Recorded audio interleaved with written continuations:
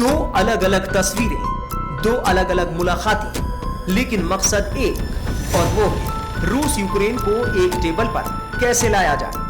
और अमेरिकी राष्ट्रपति डोनाल्ड ट्रंप इन दिनों इसी काम में लगे हैं।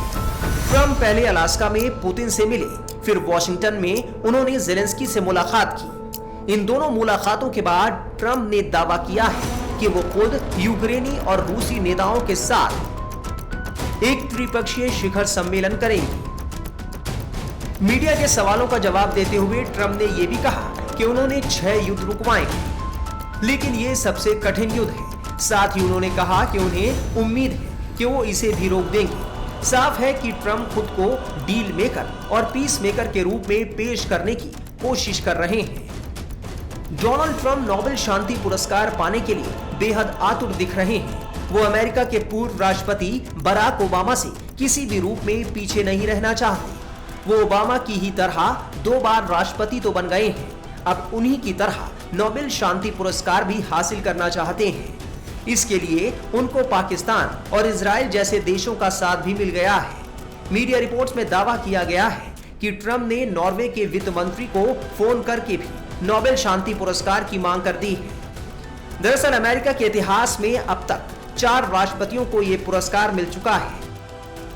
इनमें अमेरिकी राष्ट्रपति रहे Barack Obama, T Roosevelt, Woodrow Wilson और जिमी कार्टर शामिल हैं।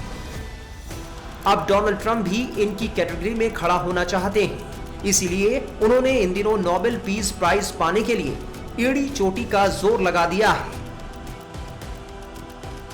व्हाइट हाउस की प्रेस सेक्रेटरी लीविट का कहना है कि राष्ट्रपति ट्रंप को नोबेल पीस प्राइज मिलना ही चाहिए, क्योंकि 20 जनवरी को सत्ता संभालने के बाद से उन्होंने हर महीने औसतन एक शांति समझौता या युद्ध विराम कराया है।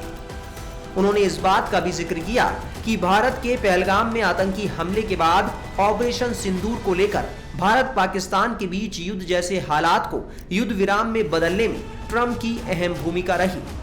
हालांकि भारत इस बात से इनकार कर चुका है कि वो पाकिस्तान के साथ द्विपक्षीय मुद्दों को लेकर किसी बाहरी के कहने पर कोई कार्रवाई नहीं करता है।